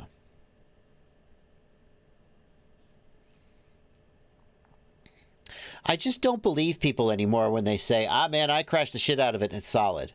I just don't believe you. It's not that I think you're lying. I don't. When someone says I crashed the shit out of it and it's solid, typically one of two things is happening. Number one, you don't actually crash the shit out of it. Like you think you do, but maybe you don't crash as hard as you think you do. And the other one is that they do break, but you're kind of having selective memory. You're like, yeah, no, they're solid. But if we actually looked, you would have blown some. Or you're right, but you're an exception. You just get lucky. And you crash the shit out of it and you haven't blown one. That's my, whatever. That's my opinion.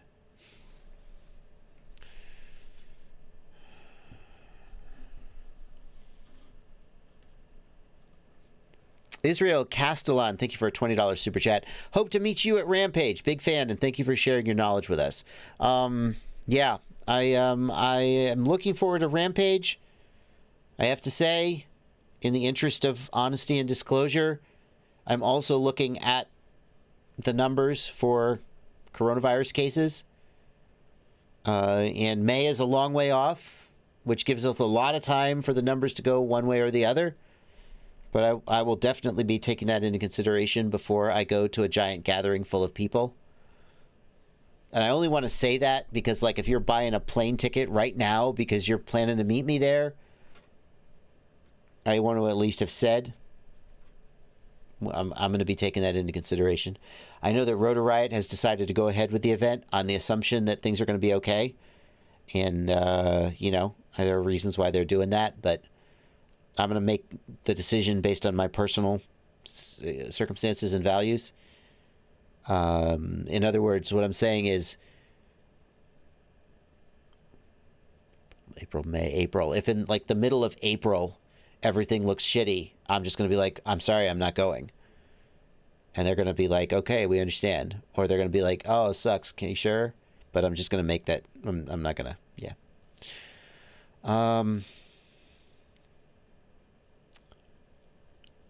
Yeah, man, now I've opened the floodgates to 1,000 comments about coronavirus. Sorry. I just want to be straight with you about where my head's at. I just don't think it's responsible for me to do that if it's going to create a big risk to me, to my family, and let's face it, nobody's going to be social distancing, and most people aren't going to be wearing masks. That's just a fact. So if the numbers are bad, then it's just irresponsible to do it at all. But they're going to do it. And, whatever happens will happen. But I'm just going to make my own decision. So, yeah. So I hope to see you there.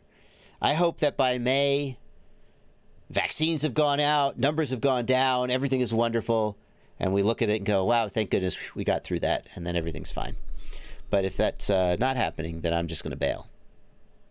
So I feel bad because people come to events and they're expecting to see me there. Some people may have driven just to see me. Like, I know that happens. And if I'm not there, then I feel like I've let people down. I don't want to do that. But so I just want to be straight with where I'm coming from. Anyway.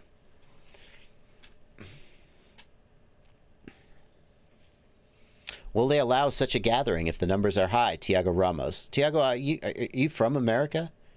If there's anything I've learned about America in the last year, it's that for the most part, we don't give a shit. We don't give a shit. Will they allow it if the numbers are high? Could you stop it? The governor of Georgia has said that coronavirus numbers are super high, and as a result, everyone must stay in their homes, and no one may gather in groups larger than 1.7 people. Everyone is ignoring this recommendation and told the governor to F off. And no one did anything about it, because the police also told the governor to F off. Would they allow it? Of course they're going to allow it. Who's going to... Welcome to America.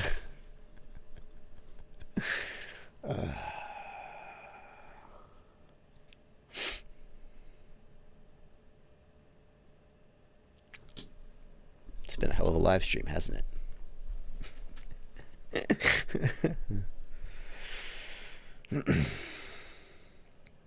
Cynix, thank you for $5 Canadian. I'm making a 7-inch hexacopter frame. Recommendations for ESCs to use. Probably going to be running the Brother Hobby 2808 or the FPV Cycle 30mm motors. I mean, there's a zillion. You need a hexacopter. That's tough. What is a good standalone ESC for a 7-inch? I mean, T-Motor F45 is really solid. Acon are really solid in general. I don't know a specific model or amp rating. Most people aren't using individual ESCs anymore, and as a result, there aren't a lot of like great choices for individual. Like they're just not coming to my head. But if you need a hexacopter, you're probably going to be using individual ESCs. So, what's a good high output individual ESC? I'm going to wait for the chat to catch up, and then we'll see what the chat says. T-Motor F55. Of course, is very good, but it's a 4. Is there an individual T-Motor F55? If there was, that would be a great choice. 4-in-1. 4-in-1. I think that's a 4-in-1. The T-Motor F45 is an individual and is quite good. It's so expensive though. It's like $30. I mean, it's a great ESC, but it is really expensive.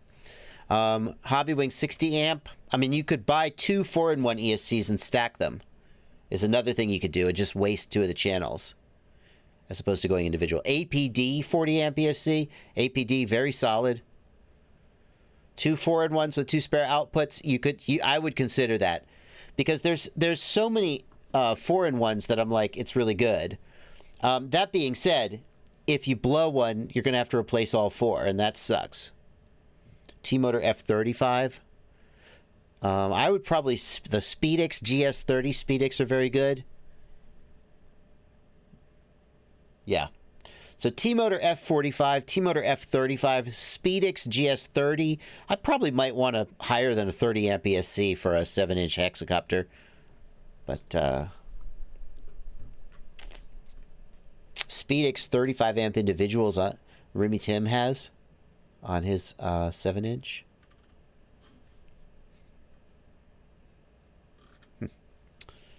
Cool. What's going on in the Discord? What have I missed? Joseph S. wants my thoughts on the T8 and the T8 Pro as a secondary controller. Let's look at the Jumper T8 and the T8 Pro. Is it the Dumper T8 or the Radio Master? Which is which? T8 Pro. It's the Jumper T8 SG? Is that right? Radio Master and Jumper need to stop. Yeah. Radio Master and Jumper need to stop filching each other's product names so I can tell which is which. Need to stop that.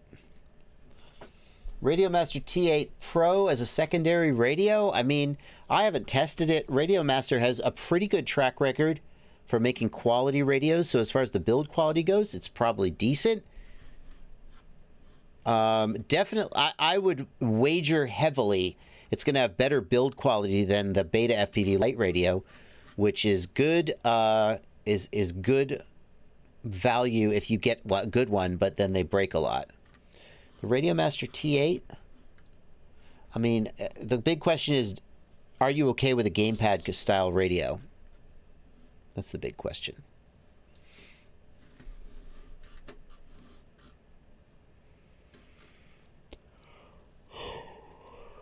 filching, to steal, to filch. Not that other word. Filch. To pilfer or steal. To pilfer or steal. Take it easy, you guys.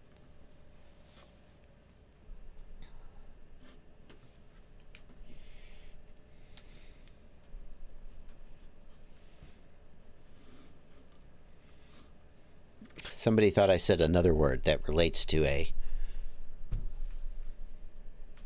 something not for children.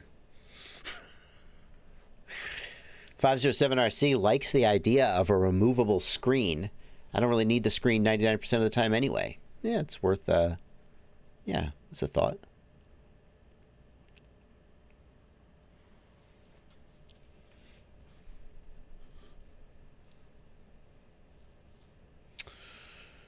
Looking for DJI antennas for goggles and units. What's the best out there? The antenna that many people are going with is either... Now you say best. Hang on. The antenna that a lot of people are going with is the iFlight Crystal.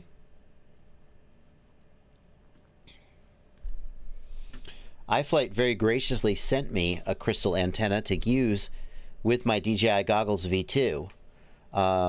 DJI requested that only their products be in their review video, at least the first release video.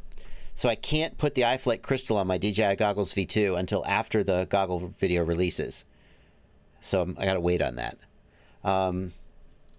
There are various colors and designs, including a more muted carbon one. There's also the Luminaire Axi HD, which is a very similar design. It sticks onto the front of the goggle with tape, like really strong double-sided tape, rather than replacing your front cover. It's very similar design and similar in function.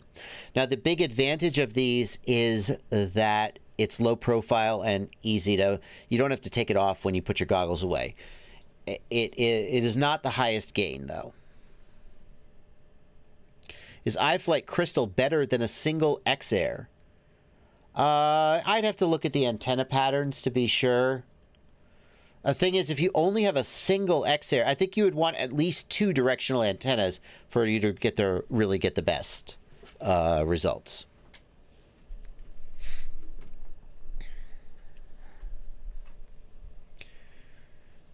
So there are some higher gain options. I think the Vaz Odin is one. No. Cyclops, that's it. The Vaz Cyclops is, I think it's a little higher gain. Yeah, it's a 10 dB gain, whereas the Crystal and the Axi HD are closer to like an 8 dB gain, I believe. And the Cyclops is pretty slick. Just mounts with rigid cable and MMCX connectors. But it doesn't sort of fit as easily. Like if you need to put it in a bag or something. It's pretty huge. And you might think, well, like, what is it? It's 10.25 dB compared to the Axi HD, which is, where's the specs, please? 8.2 dB. So it's only... The Cyclops is 2 more dB, but that's a fair amount in terms of RF. 2 dB is nothing to sneeze at. But it's pretty big, so you may not want it. A simple upgrade is to just upgrade. The DJI antennas are not great, so getting something like the TrueRC stubbies or the Luminaire Axi stubbies or the iFlight stubbies, those are actually pretty decent antennas. The TrueRC, I think, would probably be the TrueRC or the Axi. I'm not sure which is better.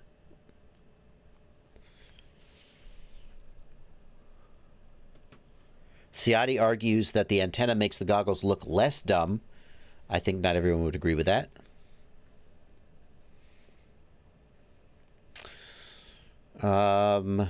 Drone Pilot says, I've tried them all, and nothing compares to the TrueRC X-Air. Here's my problem with the X-Air. By the way, I've had X-Air on my analog goggles. It is a good antenna. Here's my problem with the X-Air, though. Is that when it's... Can I have a picture of it mounted? No. Hang on. No. How can I... Dangnabbit.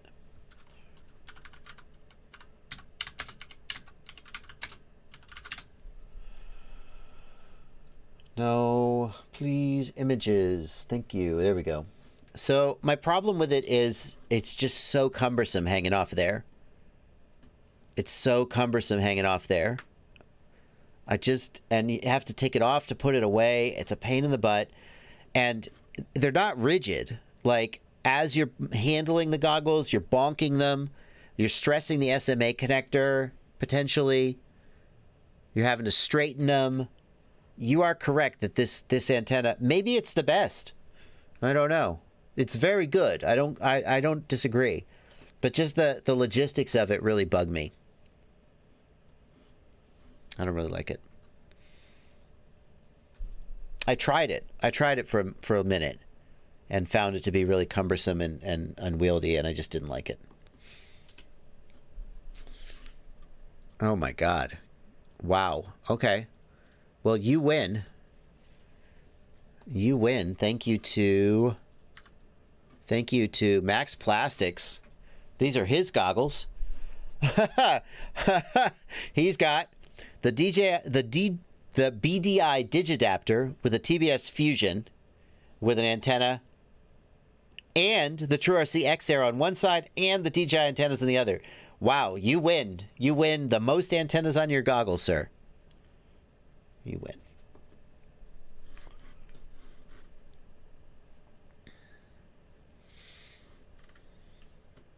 Maxwell Prime wants, thank you for $5 in the super chat, Maxwell Prime. Any ideas for good basher motors to put on a shocker tank?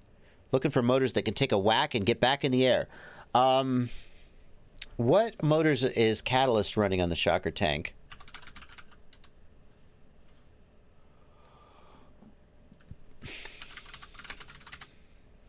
What motors are they running? This is just the frame, but they're going to show motors. I mean, I would at least think about the size of motor they prefer. These are the what motors are these? Oh, stop with your right-click braking BS. Neil Whiteley of Catalyst Machine Works. This is unacceptable. I'm sure you don't do this on purpose. I'm sure that just your website did this, and now that you're going to find out about it. I don't know. I'm sorry. This is so stupid. Right click, open image in new tab. Oh, it worked. What did I do? Open link in new tab. Oh. Okay, that's my bad. I take it back. Sorry, Neil. It worked. Forget everything I just said. Delete, delete, delete. These are the... What motors are these? What size are they?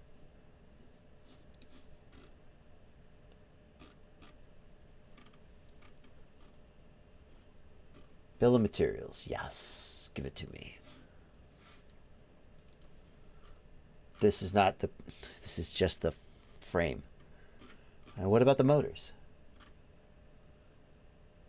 The chat is probably telling me. 2222? Surely not. Is that right? They don't recommend those motors anymore, it says Solo FPV. What motors do they recommend? I mean, I don't care about the specific motors. I'm just trying to get the size that they're suggesting. They ran the 2004 motors on the regular shocker, but they may not be running that on the tank because the tank is heavier. KO Tech. Who are they recommending now, though? Who are they recommending now? 2222 sized. That's a weird size.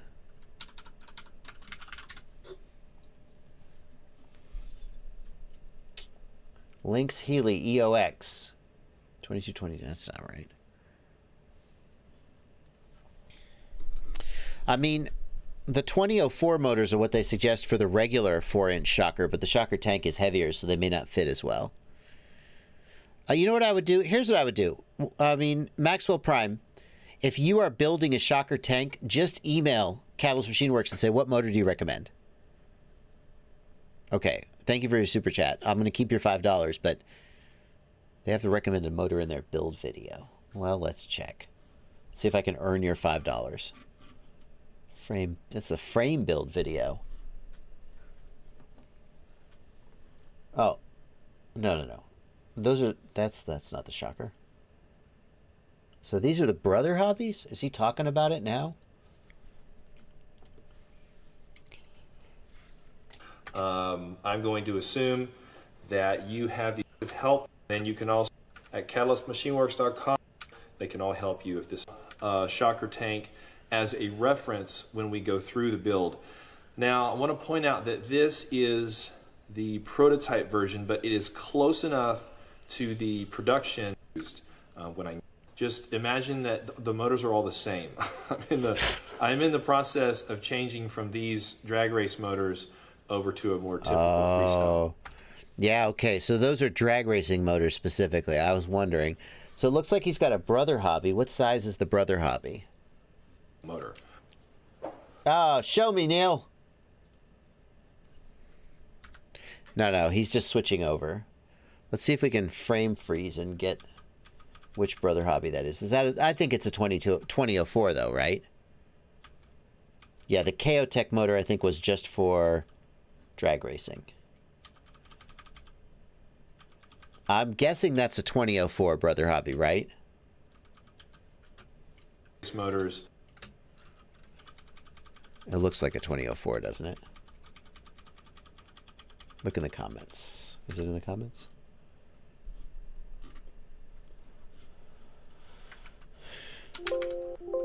Doesn't say. 2004. Everybody's saying it's 2004.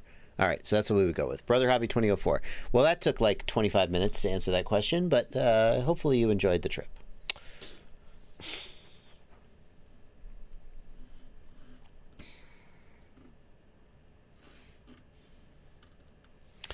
Tyler Harris, thank you for a $2 super chat. Hackar CF7 has 46% max load at 8K PID loop. Is it too much?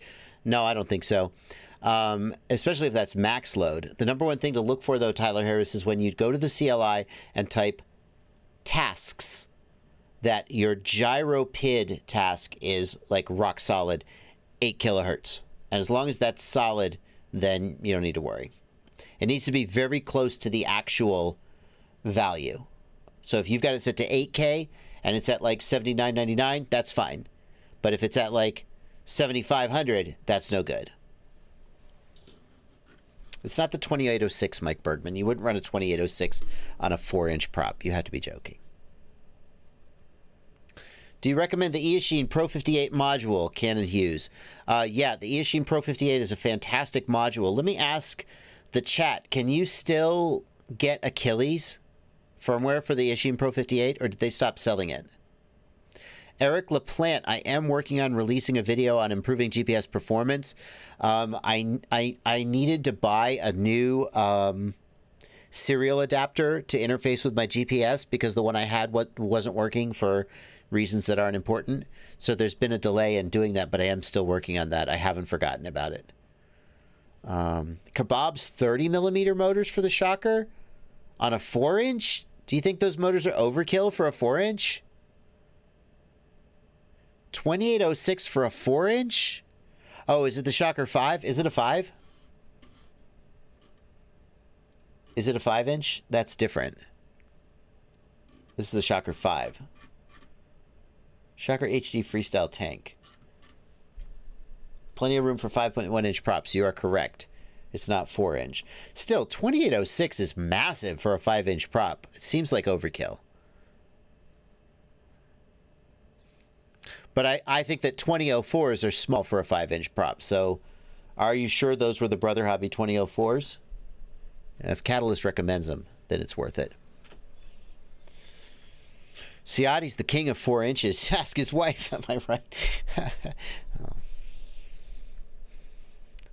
Yeah, 2806 is way overkill for 4-inch. Or 5-inch. Or 4-inch. Both.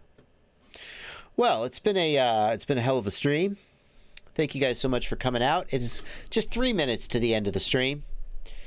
Aaron Ciotti is going to be streaming on his channel starting right as soon as I finish up. And Ciotti, if you want to start posting that link, that would be fantastic. I hope you guys will come out tomorrow at 6 p.m. Eastern Time. It's already posted on my channel, so you can find the YouTube live stream page. I'll be doing the news, the FPV news, with It's Blunty, talking about all the new stuff that happened in the last week in FPV. But for now, we're going to wrap up. Man, there's so much lag on the chat. People telling me it's the 5-inch. I got done talking about that like a minute ago. Will DJI be allowed at Rampage? Surely, right? Surely DJI will be allowed at Rampage. It's going to be real interesting. John Solo, Rotor Riot's all about that DJI, aren't they? So surely. It's going to be interesting because racers have talked about the difficulty of having DJI and analog at the same event. And I'm willing to bet that Rotor Riot has never had 100 pilots scattered all over an event with mixed DJI and analog. The good news is that if there are enough DJI pilots, then social distancing will be enforced. Because DJI pilots cannot be too close to each other or they interfere with each other. Whereas analog pilots all tend to cluster up. So Gregory Hurst says hundreds of people show up, 5 people can fly. How does that work? Gregory, I'm going to answer your question and then we're going to sign off and I'll let Ciotti do a stream. What you do is, number one, you separate the area into zones. So like, let's imagine that you have a giant concrete building. Well, you could put one flight line on that side and one flight line on that side. And for the most part, they won't interfere because the building will block the signals. I say for the most part because if somebody flies way high up in the air, they can't interfere, and it does happen. But if you think about it, you can get 8 pilots in the air potentially at one flight line. What Rotor Riot Rampage did is they'll have like 4 pilots at one flight line and 4 pilots at the other, and they'll be on alternating channels. And basically that's how you do it. You spread the flight lines out far apart from each other so that they're far enough apart that they mostly don't interfere, and then you alternate the channels, odds and evens, to try and further limit the interference. And then everybody powers up on you and blasts you out of the air and you crash your shit. And that's why when I go to giant events, I actually don't fly very many packs. Because if I am going to do it, I'm going to show up 2 days early to help set up, and I'm going to spend I'm going to show up to help set up, but then I'm going to spend like the whole one whole day just flying and trying to get footage for my video. And then by the time 100 other people show up, I'm just going to spend my whole day shaking hands and taking pictures and like fly one pack. So anyway, that's going to do it for this stream. It is 10 p.m. Ciotti's going to be streaming now, and he can start posting the link to his. I'm going to get out of here. Thank you guys so much for joining me. Thanks to White Claw for not sponsoring my stream, but certainly facilitating it. Happy flying, everybody.